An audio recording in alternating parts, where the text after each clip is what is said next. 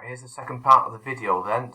So we'll go through question 9. So you may have recognised that from an old exam paper. There's going to be some different questions that follow on this. So Beryl has to write a program that explains patterns in crystals. I give you some information on what we do, all that. But eventually it gets down to, we go a bit further. First question is, so during alpha testing, both white box and black box testing are used. State what is meant by alpha testing. So, as we discussed in the lesson, alpha testing is usually done by the programmer in-house or employees, something like that, or Beryl might do it herself. You can refer to that also. We get your mark there. Alright. Part 2 then. Describe how Beryl will use white box testing in her program. So using the source code, you're going to check every possible path, condition, statements, inputs, outputs, trace tables, all that kind of thing. Really, is what's done in white box testing, isn't it? Okay. Right. So part 3 then. Beryl describes a set of test data for black box testing. 3 test cases where the angle is exactly 90 degrees are given below. Alright. So it says that what you have to do for this question is to complete the table by stating the values of x and y to be tested, the reason for the test, and the expected outcome. So just to confirm then, so obviously white box testing, as we said in the last question, is looking at the source code, isn't it? Look at the algorithms, how they're performing. And referred to in one of the marks, you get a trace table would show every possible outcome as well from an algorithm or your code. So black box, remember, is just focusing on the test data, so your inputs and what you're expected to get out of it. Alright? And also what's looking at what's called extreme testing as well, which we kind of go through as we develop this. So complete the table as it says. Alright, the first row has been completed for you. So you can see the test data, what's been entered in. The angle is exactly 90 on the 2 sides. So what you expect the outcome to be. Okay, so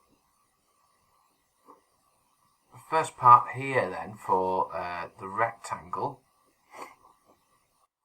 Right, so the second bit started off for you. It gives you the fact that A equals 90. So the square has been done for you here, and we know it's a square because the angles are 90. X and Y the same. If you look back at that flow chart further above and give a reason as to what that is, if you follow that flow chart through, and then obviously what the expected outcome is. So here we want to show the outcome's a rectangle, yeah, so you get a mark for that. And then the reason, I'm just kind of working backwards here really for a reason. An angle, the reason his angle is 90 and there's a difference. But how you need to explain the difference. And I was actually looking at this question. I think it's a bit harsh, really, when I've looked at the mark scheme. So the answer really for this is that your test data matches like the outcome, but you need to say that x and y, alright, is greater than, there's like a tolerance involved here, greater than or equal to like 10% of what x is. So I'll say that again. So x and y is greater than or equal to kind of 10% of x, to show that there's some kind of difference in the fact that it's going to be a rectangle. But a little bit tricky, that one. I think it should say in the question somewhere that, about the tolerance, but it doesn't. I've had a good look through it. For the final one here then, so again it shows you that A is 90 again. Alright, and then you obviously, this one you would say the outcome is a square this time. Alright, and we need to say other testing. So let's look at the range of testing really here. And you can say this time for x and y is less than 10% of x. Alright, and then the test data matches whatever the outcome. So whatever you put in there, so for your reason, you need to say, I'll read those reasons again. You need to say for the reasons here that the angle 90 and difference between x and y is greater than 10% of x to get the rectangle. Yeah, so it depends whether your values that you put in there fall into that. And then for this one here again, it tells you again A equals 90, so your angles are 90, and then for x and y, for a reason for that, then you would put something along the lines of angles 90 and the difference between x and y is less than 10% of x this time. And obviously you then need to make sure that that's the case there. Alright, so I hope that makes sense. Tricky, that one. You may have picked up, so there's 6 marks for grabs, really. Got 1 for each box, if you like. So if you've got any of those reasons and it's fallen in, then you've got some marks, but tricky. So let me know if you've any queries about that one, and I'm happy to kind of go through things. Alright, next one there. Number 10A.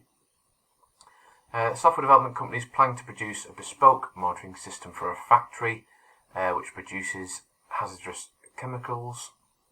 One testing strategy is white box. The company decided to use white box testing to justify why this is a good use case. So, answers, you get the 3 marks for that then. So, the complete structure and logic, the code's been tested, hasn't it? Remember, with white box. Again, safety critical, isn't it? Talk about hazardous chemicals here, so it really is, some kind of leaks or something, potential, impact on life would get you a mark. So you need to say reasons as to why this is quite a serious reason as to why testing, and the algorithm is going to be absolutely bob on the money there. Part B, so state the name of 3 other testing strategies that the company could use. So your answers there are very simply really alpha, beta and black box are your other types of tests for those. And the ones we learn really, aren't they, that those are the main 4. So white box, that's one that's been mentioned already, so it's just naming the other 3 for that answer. Okay, part C then. So temperature control system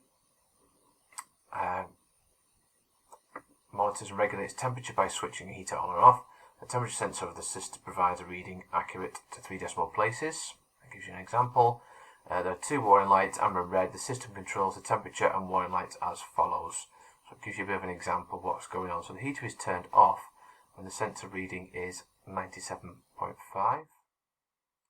And the heater is turned on when the sensor reading is 95. Okay. So there's obviously a bit of a tolerance between that. Red warning light is on when the sensor obviously is going too high, so 98.1, and then the amber warning light is on when the sensor reading is outside the range of these. All right, and the red warning light is not on. Okay, so a couple of different scenarios there, so you can see how this would be tested. So I'm going to go through these. I don't know whether this lets me write in here. I don't think it does. I'll just go through. I'll point to the mouse where it should be. Really hope for that. So 95 then. So the heater would be, I was just double checking, as on, and the amber light is off. Yeah. 97.5. The heater is off, and the amber light is off. And again, you just got to kind of read through and back through these. Really, 97.501. The amber light is on. 98.099, the amber light is on and the red light is off. And then for 98.100, the amber light is off and the red light is on. Okay, so kind of makes sense, doesn't it? Just got to read through and double check those, alright? Again, the beauty of me kind of doing this video, you can just kind of replay what I've just said there, alright, and go through again and check your answers. I think this is the last question then. Alright, yeah. Number 11. A procedure takes an input between 1 and 100. It calculates outputs the square of each number starting from 1 to the number input. The square of the number is the result of the multiplying the number by itself. Alright, so the do loop kicking in here and then a for loop as well. Okay, we're going to need to look at some test data as well. So we don't necessarily have to know too much what the program's doing here, but it's not too difficult. So you're going to enter a number between 1 and 100. It's going to keep running that do loop until you do. And then when you do that, it's going to take in then x, isn't it then? So x equal to whatever 1 to whatever number you entered, and keep squaring that out there. Okay. So describe how black box testing can be used to test the program. Alright, so it tests the expected output, doesn't it? Based on what the input is. Yeah. There's 2 marks there. And doesn't look at the code, looks only at the program specification. So that's obviously the difference we've been through already. So white box looks at the code, black box doesn't, does it? It just does what I've just mentioned really. So inputs and outputs. Yeah, so to get your marks there, where you see test the expected output based on what the input you put in, and it does not look at the code, looks only at what the program's doing, or the specification of the program. Part 2 then, this is what I was on about by kind of a different testing, extreme testing, refers to here a little bit as well. So for each type of test given in the table, identify 2 examples of test data that can be used to test the program. So for normal testing, test data, you would put any values between 1 and 100. Alright, for either of those. So if you put something like 50 and 95, that's obviously the normal test case there. Extreme testing then, alright, is pushing it to its boundaries. So an example of extreme testing there, so it can accept numbers 1 to 100, so it's putting it to its minimum and maximum values. So if you were to put 1 and 100 in those, or you put 101, either way around is fine, that's testing it to its extreme boundary, if you like, lower bound and upper bound testing. And then invalid then would be, any negative number, so -5 for example, or anything above 100, or if you were to just put a string in, we need to make sure that's in quotes to get any marks. So if you put a word in, make sure you put that in quotes. So if you put, let's say, X, put that in quotes, that get you the marks for those. Alright, and that's a wrap. Alright, any questions on those or any queries, please do get in touch via Teams of what answer you may have put down, and then I'm happy to kind of look over what you've done. Alright, hope you find it useful.